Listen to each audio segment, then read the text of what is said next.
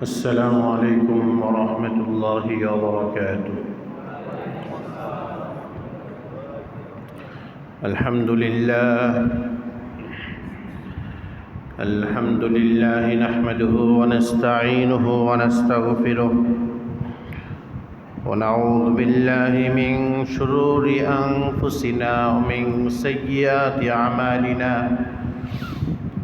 من يهده الله فلا مضل له ومن يضلله فلا هادي له.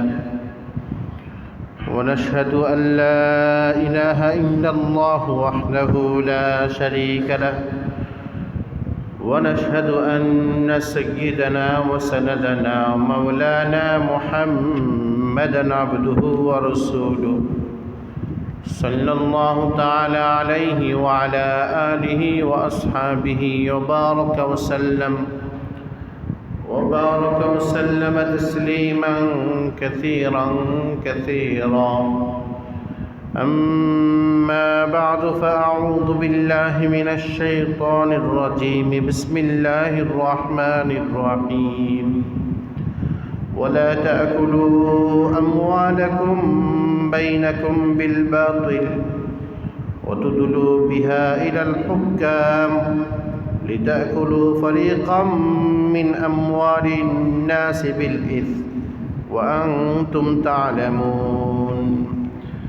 يسألونك عن الأهلة قل هي مواقيت للناس والحج وليس البر بأن تأتوا البيوت من ظهورها ولكن البر من اتقى وأتوا البيوت من أبوابها واتقوا الله لعلكم تفلحون. بارك الله لنا ولكم في القرآن العظيم ونفعنا وإياكم بالآيات والذكر الحكيم. درود شريف পড়ি। اللهم صل على محمد وعلى آل محمد كما صليت على إبراهيم وعلى آل إبراهيم إنك حميد مجيد. اللهم بارك على محمد وعلى آل محمد كما باركت على إبراهيم وعلى آل إبراهيم إنك حميد مجيد. আজকে জুমা পড়ব বয়ানের মজলিসে সমবেত মুসল্লিয়ান কিরাম, সম্মানিত মুরব্বী সাহেবান, আল্লাহ রব্বুল আলমিনের আলিশান দরবারে অসংখ্য অগণিত শুকরিয়া জ্ঞাপন করছি, যিনি আমাদেরকে জুমার নামাজ আদায় করার জন্য আল্লাহর ঘর মসজিদে আসার তৌফিক দান করেছেন। এজন্য অন্তরের অন্তঃস্থল থেকে, দিল থেকে একবার কালিমাতুশ শুকর আদায় করি, আলহামদুলিল্লাহ। পবিত্র কোরআনের সূরা বাকারার দুটি আয়াত তেলাওয়াত করেছি। 188 এবং 189 এই দুই আয়াতে আল্লাহ তাআলা দুই ধরনের কথা বলছেন, দুই বিষয়ে আলোচনা করছেন। কোনো কথার সাথে কোনো কথার মিল নেই, একটা এক বিষয়ের কথা আরেকটা আরেক বিষয়ের কথা।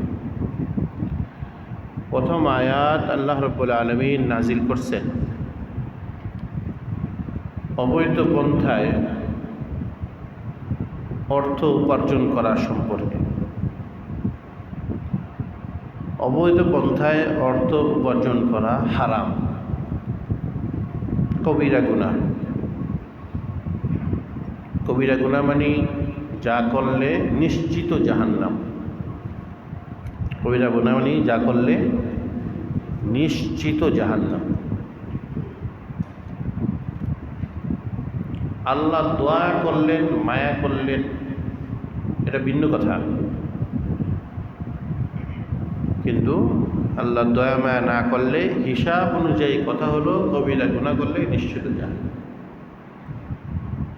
অবৈধ পন্থায় অন্যায়ভাবে, ন্যায়সঙ্গতভাবে না, অন্যায়ভাবে অর্থ উপার্জন করা, মাল কামাই করা, সম্পদ সঞ্চয় করা, এটা হারাম। যেমন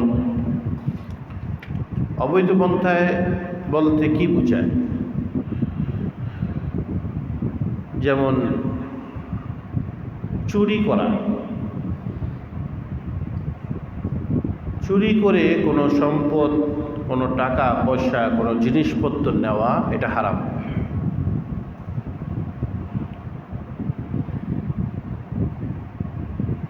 তো সব ধরনের চুরি, টাকা হোক, জিনিস হোক, সব ধরনের চুরি করা হারাম। ধোঁকাবাজি, প্রতারণা, ধোঁকাবাজি করে কারো থেকে, প্রতারণা করে কারো থেকে টাকা নেওয়া, অর্থ সম্পদ হাতিয়ে নেওয়া, এটা হারাম। খেয়ানত, আত্মসাৎ, কেউ আপনার কাছে কোনো অর্থ সম্পদ রাখছে কিংবা কোনো স্বর্ণ অলংকার রাখছে কিংবা মোবাইল কিংবা কোনো দামি জিনিস রাখছে, ল্যাপটপ রাখছে, খেয়ানত করে, প্রতারণা করে এই অর্থ সম্পদ, মোবাইল, স্বর্ণ অলংকার, জিনিসপত্র নিয়ে নিলেন, এটা হারাম। লটারি, লটারি করে ধরে, যেটা হলো জুয়া, আমরা নাম দিচ্ছি লটারি। জুয়া খেলে, জুয়ায় যে টাকা পয়সা উপার্জন হয়, এগুলো হারাম। এরকমভাবে সুদ, ঘুষ, টাকা লাগিয়ে টাকা নেওয়া, বাড়তি টাকা নেওয়া, সুদ, এগুলো সব হারাম। ঘুষ, আপনি এটা সরকারি কর্মকর্তা, সরকারি সেবা জনগণ চাহিদা মাত্রই সে পায়, সেটা তার হক প্রাপ্য, কিন্তু সরকারি সুবিধা জনগণকে দেন না সুদ নেওয়া ছাড়া, ঘুষ নেওয়া ছাড়া, এগুলো সব হারাম। ডাকাতি, ডাকাতি করেন, চাঁদাবাজি করেন, চান্দা নেন, অমুক নেতার, তমুক নেতার, অমুক দল, তমুক দল, এইসব করে যে চান্দাবাজি, ডাকাতি করা হয়, এগুলো সম্পূর্ণ হারাম, সম্পূর্ণ কবিরা গুনাহ, জাহান্নামে যাওয়া নিশ্চিত। কোনো ব্যক্তি, কোনো সংগঠন, কোনো নেতা, কোনো পীর আপনাকে জাহান্নামে যাওয়া আটকাতে পারবেন না, যদি আল্লাহ আপনার কাছে, আপনার প্রতি দয়া না করেন, ক্ষমা না করেন। অবৈধ পন্থায় সম্পদ, অর্থ নেওয়ার অনেক পন্থাগুলো বললাম, অর্থ উপার্জনের অনেক অবৈধ পন্থা দেখাইলাম। অর্থ উপার্জনের অবৈধ পন্থা একটার পর একটা: চুরি, ধোঁকাবাজি, প্রতারণা, লটারি, জুয়া, ঘুষ, সুদ, চাঁদাবাজি, এগুলো সব অবৈধ পন্থা, এগুলো হারাম কাজ। আল্লাহ রাব্বুল আলামিন এই সকল হারাম কাজের মধ্যে আরেকটা হারাম কাজের কথা বলবেন, যেটা আমাদের সমাজে, পৃথিবীর মানুষরা এই কাজটা করে বেড়ায়। সেটা কি?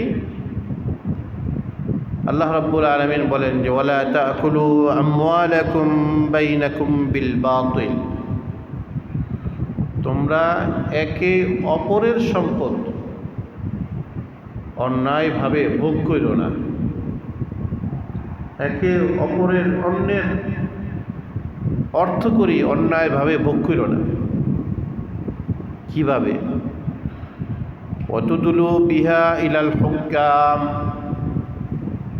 সমাজের মধ্যে আছে ক্ষমতাসীন ব্যক্তিরা, পাওয়ারফুল লোকেরা আপনার বৈধ সম্পত্তির উপরে একটা মামলা দিবে, মিথ্যা মামলা দিবে। আপনার জায়গা, দোকান এগুলোর নামে একটা মিথ্যা মামলা দিবে। মিথ্যা মামলা দেওয়ার পরে ওয়াতুদলু বিহা ইলাল হুক্কাম, এটাকে তারা নিয়ে যাবে বিচারকের কাছে। মামলা দিলে এটা তো বিচারকের কাছেই যায়। সেখানে যায় বিচারকরে কিছু ঘুষ দেয়। ক্ষমতাসীন যারা, পাওয়ারফুল লোকে যারা, মাতবর আর মোরল ধরনের লোক যারা, তারা মামলা করার পরে বিচারকরে কিছু ঘুষ এগুলো দিয়া রাখে। কেন দেয়? এই জন্য দেয় যে বিচারক লিতাকুলু ফারিকাম মিন আমওয়ালিন নাসি বিল ইসম, বিচারক যেন ঘুষ নিয়ে জুলুম করে অন্যায়ভাবে সে যেন ওই ক্ষমতাসীন ব্যক্তির পক্ষে রায় দিয়ে দেয়। হ্যাঁ, তোমার কাগজপত্র দেখছি, তোমার কাগজে এই সমস্যা, এগুলো মিট করে নিয়ে আসো। এমন একটা বিষয় তাকে দেখায় যে বিষয়টা কাগজ শুদ্ধতার জন্য কোনো দরকার পড়ে না। বলবে যে তোমার এই কাগজের এটা নাই, ওইটা নাই, এটা আনো, ওইটা আনো। অথচ এই জায়গা, এই দোকান আজকের নয়, 30, 40, 50 বছর ধরে, 100 বছরের আগের বংশক্রমে চলে আসতেছে।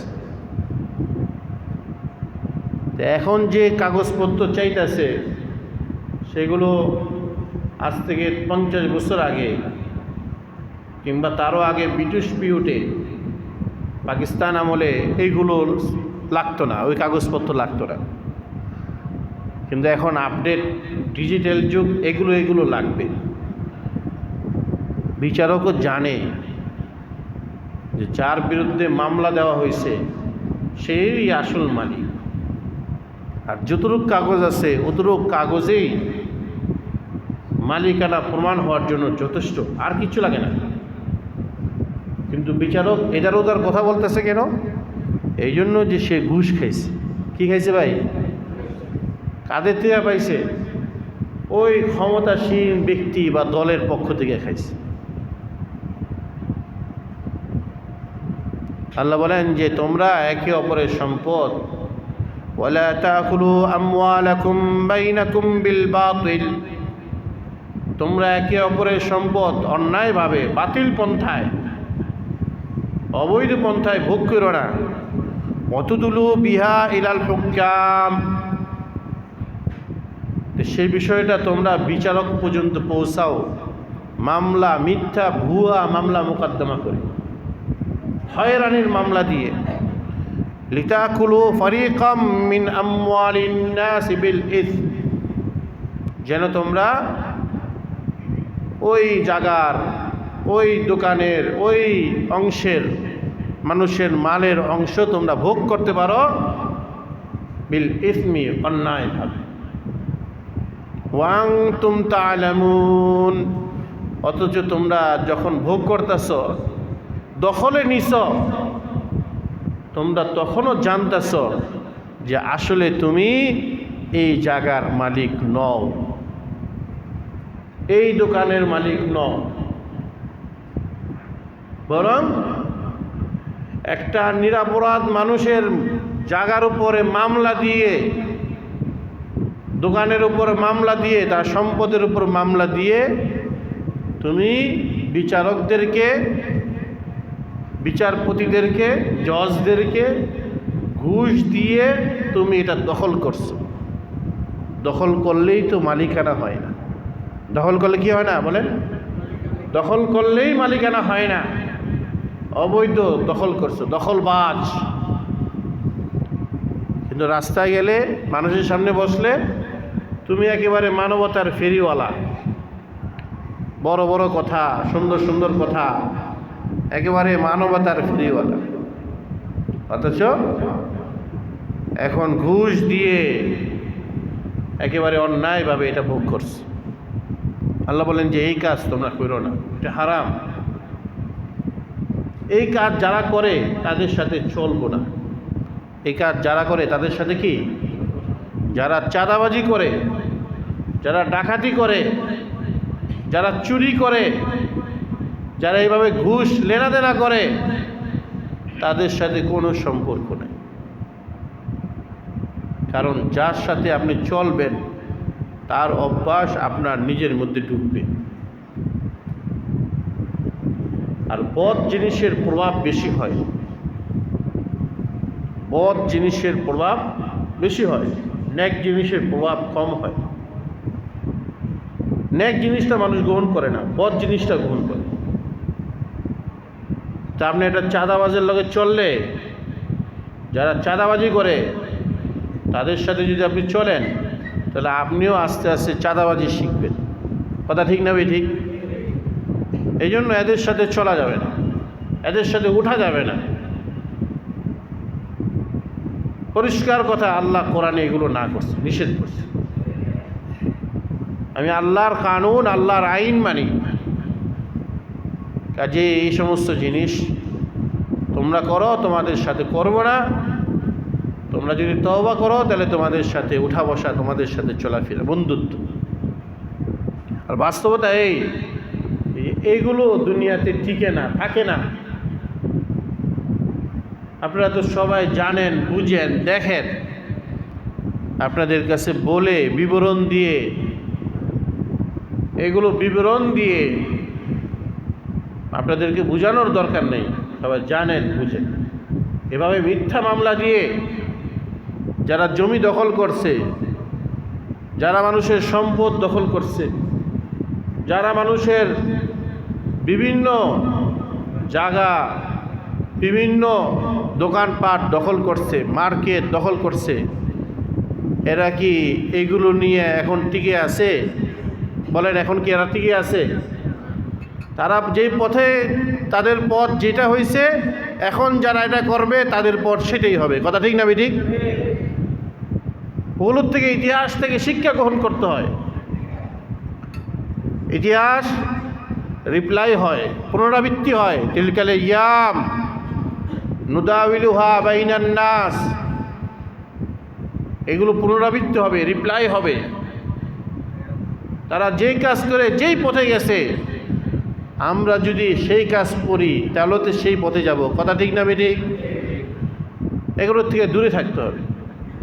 আল্লাহ তাআলা আমাদেরকে, সারা দুনিয়ার মুসলমানদেরকে সমস্ত অবৈধ পন্থা থেকে বেঁচে থাকার তৌফিক দান করুন। পবিত্র কোরআনের দ্বিতীয় আয়াত আল্লাহ তাআলা বলছেন, ইয়াসআলুনাকা আনিল আহিল্লাহ।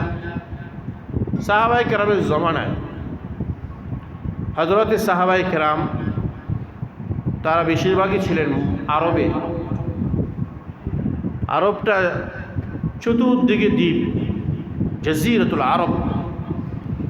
আরবের চতুর্দিকে দ্বীপ, মাঝখানে আরব কান্ট্রি, আরব দেশগুলো মাঝখানে।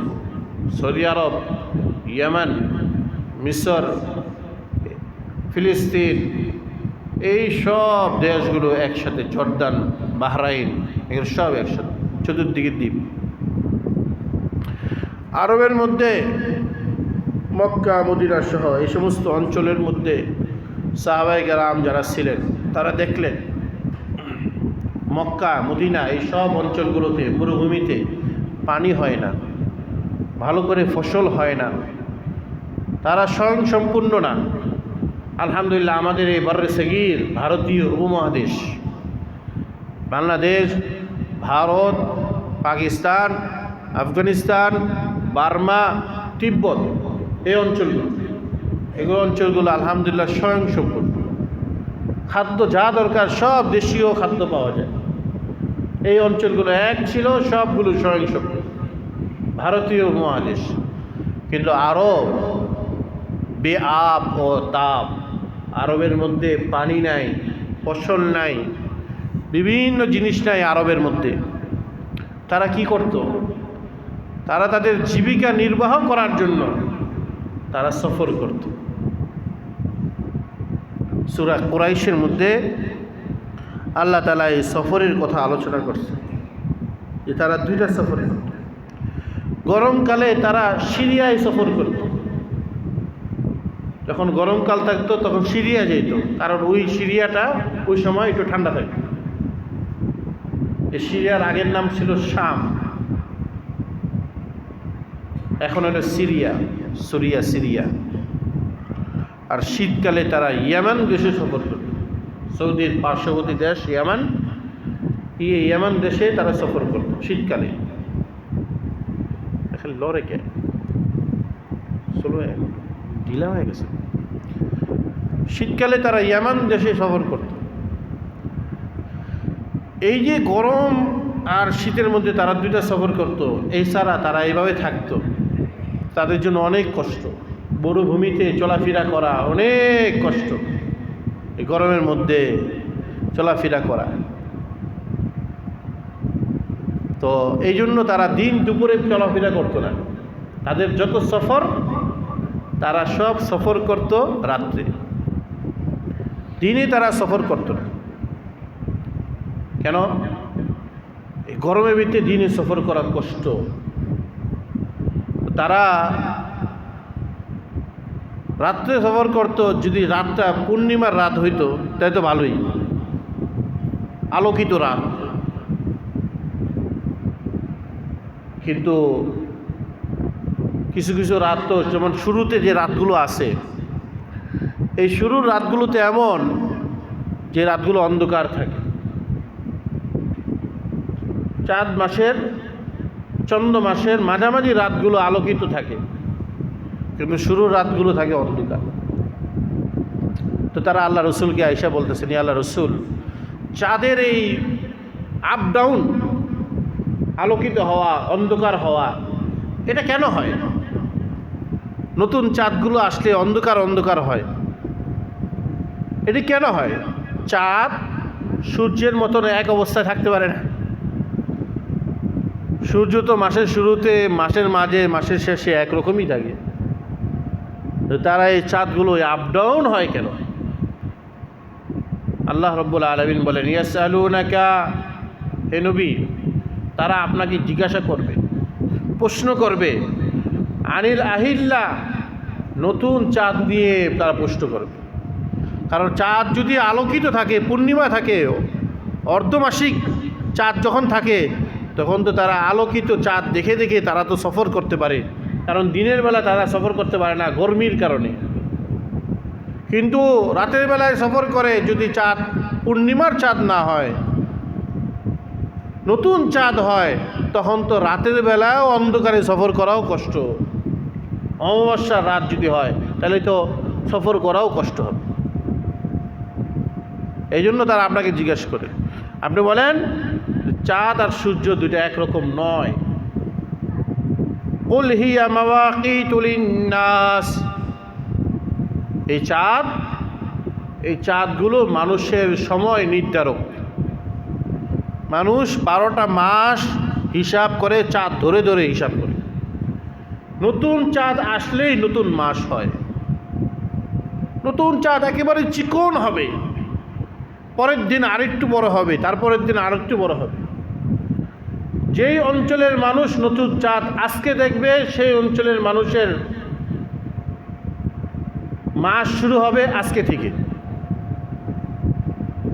আর যারা আজকে দেখবে না, কালকে দেখবে, তাদের মাস শুরু হবে কালকে থেকে। যারা তার পরের দিন দেখবে, তাদের মাস শুরু হবে তার পরের দিন থেকে। চাঁদ দেখার উপরে তাদের মাস শুরু হবে। সুতরাং আমরা দেখি একদিন পরে, সৌদিয়ানরা দেখে একদিন আগে। এই জন্য তাদের মাসটা একদিন আগে হয়, আর আমাদের মাসটা একদিন পরে। আল্লাহ রাব্বুল আলামিন বলেন যে এই যে চাঁদের পরিবর্তন, এটা মানুষেরকে সময় বাতলিয়ে দেয়। এই নতুন চাঁদ আসলে যদিও অন্ধকার থাকে, তোমাদের জন্য চলাফেরায় কষ্ট হয়, কিন্তু চাঁদ ধরে ধরে মানুষ হিসাব করতে পারে যে মাস শুরু হলো না মাস শেষ হলো, মাসের কি অবস্থায় আছে। আর সূর্য দেখে তো মাস হিসাব করা যায় না, কারণ সূর্য পুরা 30 দিনই একই রকমই থাকবে। মাসের কোন অবস্থায় আছে মানুষ সূর্য দেখে নির্ধারণ করতে পারবে না। সাহাবায়ে কেরামকে তুমি বলে দিও যে তাদের যদিও নতুন চাঁদে তাদের অন্ধকার থাকে, আলোকিত হয় না, তারা সফর করে, কিন্তু এটা তাদের জন্য এক হিসাবে সুবিধা। কেন? তারা এটা ধরে ধরে তাদের মাস ধরতে পারে। ওয়াল হজ্জ কুল হিয়া মাওয়াকিতু লিন-নাস ওয়াল হজ্জ, সারা পৃথিবীর মানুষ চাঁদ আগে দেখে পরে দেখে, আগে দেখলে তাদের মাস আগে শুরু হয়, পরে দেখলে তাদের মাস পরে শুরু হয়। যেটাই হোক না কেন, যদি তারা হজ করতে চায় তাহলে হজের দিনগুলোর ডেটগুলো এটা তাদের দেশের চাঁদ অনুযায়ী হবে না, বরং সেই তাদের দিনগুলো, হজের দিনগুলো নির্ধারিত হবে মক্কা আর মদিনার চাঁদের উপর নির্ভরশীল।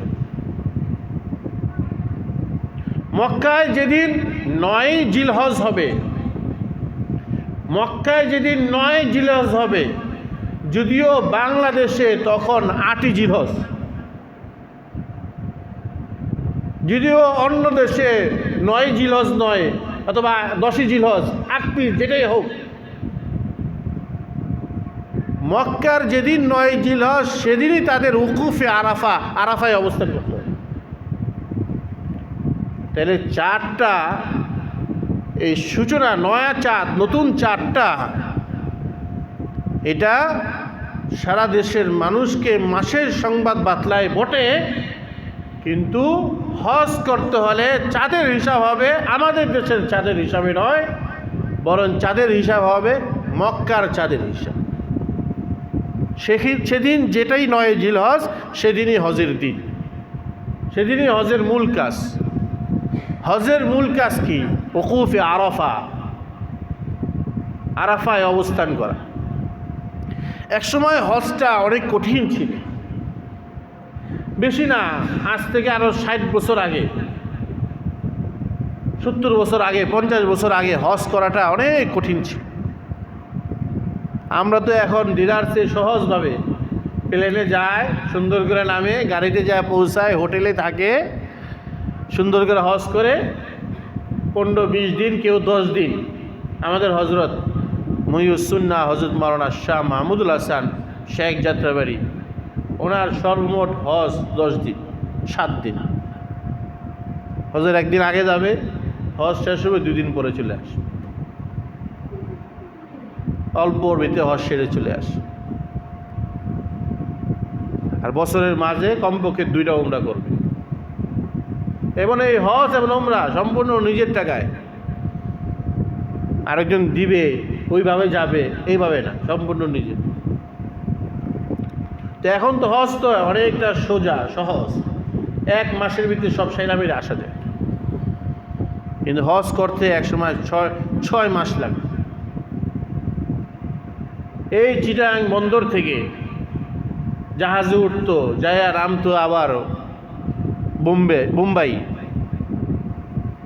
ওখান থেকে আবার চড়তো, আবার সেখান দিয়ে হয়তো মুম্বাই যেত, নাহলে কলকাতা যেত, কলকাতা থেকে আবার মুম্বাই যেতে হইত।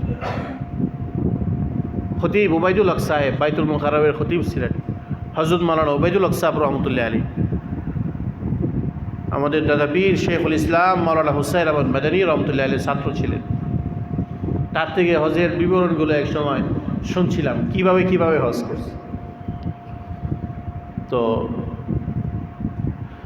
এই হজটা যখন জাহাজে যাইতো, জাহাজ আগে এখনকার যেমন স্টিমার, এখনকার যেমন আধুনিক ব্যবস্থাপনা, তখন তো আর এরকম ছিল না, কয়লায় ছিল, কয়লায় জাহাজগুলো যাইতো, আরব সাগরে আসতো, এমন ঢেউ হইতো, অনেক জাহাজ ডুবে যেত। মক্কা আর দেখা হইতো না, মাঝখানেই মানুষ শহীদ হয়ে গেল। এখনকার যদি এই পরিস্থিতি থাকতো, মানুষ ভয়ে হজে যেত না, মানুষ ভয়ে হজে যেত না। হজ ফরজ হোক আর যেটা হোক, রিস্ক নিয়ে হজ করুন না। আর মানুষের কত ফতুয়া, কোনো মাসলা, এখনকার যে পরিস্থিতি। কিন্তু এই 6 মাস লাগায় লাগায় হজ করে, আবার আসতে আস্তে 6 মাস, মানে মোট 6 মাস, 3 মাস সেখানে থাকতো কাফেলায়, জিদ্দায় যেখানে নোঙ্গর ফেলতো জাহাজগুলো, ওই জায়গাগুলো আমি দেখে আসছি। তো সেখান থেকে জিদ্দা থেকে গিয়ে তো মক্কায়, এক কাফেলা যেত মক্কায়, আরেক কাফেলা যেত মদিনায়। এখন আবার এখানে কত চুরি ডাকাতি, কত কিছু হইতো। হযরত শেখুল ইসলাম মাওলানা হুসাইন আহমদ মাদানী রহমতুল্লাহ আলাইহির আত্মজীবনী আছে, নকশে হায়াত, আমার রুমে আছে, মাঝে মাঝে পড়ি। সেখানে কত কিচ্ছা কাহিনী আছে। এই ঘোড়ার গাড়িতে, এই গরুর গাড়িতে, এই উটের গাড়িতে তারা যাইতেন, কত কষ্ট করত। মক্কা যে থাকার ব্যবস্থা থাকতো, মসজিদে হারামে পড়ে থাকতো, অনেক সময় পকেটে টাকা পর্যন্ত থাকতো না, জমজমের পানি খেয়ে থাকতো। হাফিজ ইবনুল কাইয়িম আল জাওজি রহমতুল্লাহ আলাইহি, তিনি যখন হজ করতে গেছেন, তার পকেটে টাকা নেই। 40 দিন পর্যন্ত তিনি মক্কা শরীফে টাকা নাই, কেউর কাছে বলতে পারে না এই মুখ দিয়া। 40 দিন পরে যায়া, 40 দিন পর্যন্ত তিনি জমজমের পানি খেয়েছেন। আল্লাহ তাআলা জমজমের পানির মধ্যে যেমন পানিও রাখছেন, আল্লাহ তাআলা জমজমের পানির মধ্যে খাবারও রাখছেন। সুবহানাল্লাহ। তিনি বলছেন যে 40 দিন পরে শুধু পানি খেয়ে চলছি, 40 দিন পরে দেখা গেছে যে আমার স্বাস্থ্য আগের থেকে আরও বাইরে গেছে। সুবহানাল্লাহ। জমজম খাইলে খিদা লাগে না। ওই যে হাদিস সাহেব, নতুন হাদিস বসে আছে সুমন ভাই, জমজম খাইলে খিদা লাগে না, পানিরও কাজ হবে এবং আপনার খাবারেরও কাজ হবে। জমজমের বিদ্যালয় ফিহি তা'মু তা'iমিন ওয়া শুরবু শারিবিন, আহারকারীরও খাদ্য আছে এবং পানকারীর জন্য পানিও আছে। শিফাউন লিকুল্লি দা, জমজমের পানি সমস্ত রোগের ওষুধ। ঈমান আর ইয়াকিনের সাথে যদি কেউ খায়, আল্লাহ তাআলা তার সমস্ত রোগগুলো শুদ্ধ করে দেবেন। হযরত হাজী ইমদাদুল্লাহ মুহাজির মক্কি রহমতুল্লাহ আলাইহি, সাইয়্যিদুত তায়েফা তাকে বলা হয়। দেবন্দি বুজুর্গদের মধ্যে, দেবন্দি পীর সাহেবানদের মধ্যে সকলের হেড হলেন হাজী ইমদাদুল্লাহ মুহাজির মক্কি রহমতুল্লাহ। হাজী সাহেব যখন গেছেন মক্কা শরীফে, তিনি 3 দিন পর্যন্ত কারোর কাছে বলেনও না, কেউ কাছে বলেনও না যে তার পকেটে টাকা নাই। 3 দিন পর্যন্ত কারোর কাছে বলেন। মক্কা শরীফে থাকতেন, এই মাঝে মাঝে রোজা রাখতেন, মাঝে মাঝে জমজম খাইতেন, মক্কার বাইরে যেতেন। উনি তো আগে হজ করছেন, পরে দেশে আসছেন, পরে ব্রিটিশ বিরোধী আন্দোলন হয়েছে, শামিলির ময়দানে তার 2 জন খলিফা নেতৃত্ব দিচ্ছেন। শামিলির রণাঙ্গনে সশস্ত্র জিহাদে সেনাপতি ছিলেন দেবন মাদ্রাসার প্রতিষ্ঠাতা কাসিমুল উলুম হযরত মাওলানা কাসিম নানতুবি রহমতুল্লাহ। ইংরেজদের গুলিতে কান এদিক দিয়ে ঢুকছে, গুলি কানে এখান দিয়ে ঢুকছে, ওখান দিয়ে বেরিয়েছে, পুরা কান ছিদ্র হয়ে গেছে। গুলি খাওয়ার পর কিছুক্ষণ বসা ছিলেন। লড়াই, সশস্ত্র লড়াই, ইংরেজ বিরোধী লড়াই, শামিলের রণাঙ্গন, এখনও সেই রণাঙ্গন আছে। আমাদের আকাবিররা তাদের রক্ত দিয়েছেন এই অঞ্চলগুলোতে। এইভাবে তিনি বসে পড়ছেন। কাজীউল কুযাত, প্রধান বিচারপতি ছিলেন হযরত মাওলানা রশিদ আহমদ গঙ্গুহি। তিনি বললেন যে হজরত দেখ রাহা হ্যায়, তুম বৈঠতে রহো, হজরত দেখ রাহা হ্যায়। আমাদের লিডার হাজী সাহেব তিনি দেখতেছেন হাজী ইমদাদুল্লাহ মুহাজির মক্কি, আর তুমি বসে আছো। কানের ভিতরে যে গুলি লাগছে, এই দিক দিয়ে ঢুকে ওদিক দিয়ে কান ছিদ্র হয়ে গেছে, ব্যথায় বসে পড়ছে। আমাদের আকাবিররা হাদিসের দরজ দিছে, মানুষের জন্য তাসনিফাত লেখালেখি করছেন, রণাঙ্গনে শুধু মিটিং আর মিছিল নিয়ে বসেছিলেন না, তারা ইংরেজদের কারাগারে অন্তরীণ হয়েছে। আমাদের আকাবিররা সশস্ত্র সংগ্রাম করে নিজেদের জীবন পর্যন্ত বিলিয়ে দিচ্ছে। হাফেজ জামিল শহীদ রহমতুল্লাহ আলাই রশিদ আহমদ গঙ্গুহির পীর চাচা পীর ছিলেন। রশিদ আহমদ গঙ্গুহির পীর হাজি ইমদাদুল্লাহ মুহাজির মক্কি এবং হাফেজ জামিল শহীদ, এরা সকলেই এক পীরের মসজিদ হযরত নিয়াজি নূর মোহাম্মদ জান জানবী রহমতুল্লাহ আলাইহির মুরিদ ছিলেন। আমাদের আকাবির হযরত শেখুল ইসলাম মাওলানা হুসাইন আহমদ মাদানী রহমতুল্লাহ আলাইহি, যার ছাত্র আর খলিফা ছিলেন আল্লামা আহমদ শফি হেফাজুল ইসলামের আমির, যার ছাত্র আর খলিফা ছিলেন আল্লামা আহমদ শফি। হযরত শেখুল ইসলাম মাওলানা হুসাইন আহমদ মাদানী রহমতুল্লাহ আলাইহি 80 বছর বয়স পেয়েছেন। এর মধ্যে 10 বছর শুধু ব্রিটিশের কারাগারেই তিনি পার করছেন। ব্রিটিশের কারাগারে 10 বছর তিনি পার করছেন। 80 বছরের ভিতরে বেটা 70 বছর গেছে বাহিরে আর 10 বছর গেছে ভিতরে। আর এদেরকে তুমি দুশ্মনের রসুল বলো? এদেরকে তুমি, যারা আল্লাহ রসুলের ইজ্জতের জন্য, শরীয়তের জন্য জীবনের পর জীবন এখানে পার করছে, এদেরকে তুমি ওহাবি বলো?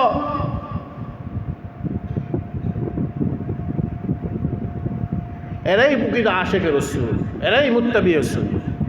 হাজি সাহেব রহমতুল্লাহ আলাইহি তিনি হজ করার পর এখানে আসছেন, সবাই তাকে হাজি সাহেব, পীর সাহেব, সকলের পীর সাহেব ছিলেন। পরে তিনি ইংরেজ বিরোধী আন্দোলন হয়, ইংরেজরা ওই জিহাদে, আমাদের আকাবিররা জিহাদে শেষ পর্যন্ত টিকতে পারেননি, অনেক শহীদ হয়।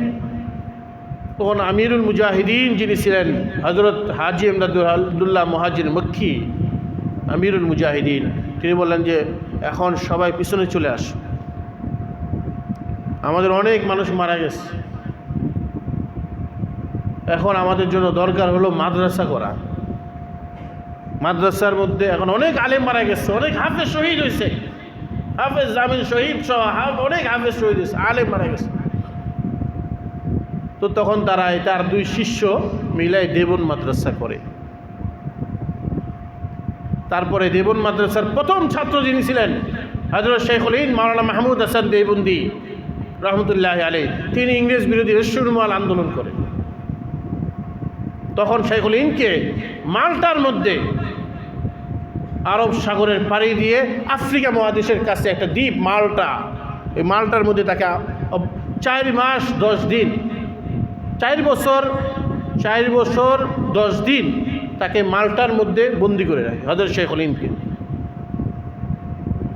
কাসিম নানতুবির প্রথম ছাত্র শেখুল হিন্দ, শেখুল হিন্দের ছাত্রদের মধ্যে একজন ছিলেন আমাদের দাদা পীর শেখুল ইসলাম আওলাদুর রসুল হযরত মাওলানা হুসাইন আহমদ মাদানী রহমতুল্লাহ। বাংলাদেশে কোনো আলেম নাই, কোনো পীর নাই যার সনদে হুসাইন আহমদ মাদানীর নাম নেই। বাংলাদেশে কোনো আলেম নাই, কোনো পীর নাই যার সনদে হুসাইন আহমদ মাদানীর নাম নেই। প্রত্যেকের সনদের মধ্যে হুসাইন আহমদ মাদানীর নাম আছে। আলিয়া মাদ্রাসার যত সনদ পাবেন, ঢাকা আলিয়াতে যারা পড়ছেন আগে পড়ে, খতিব ওবায়দুল হক সাহেবের ছাত্র, খতিব ওবায়দুল হক সাহেব হুসাইন আহমদ মাদানীর ছাত্র। শর্ষিনা আলিয়া মাদ্রাসা যারা পড়ছেন আগে পড়ে, এরা সব নিয়াজ মখদুম খাত্তানির ছাত্র, আর নিয়াজ মখদুম খাত্তানি হযরত মাদানীর ছাত্র।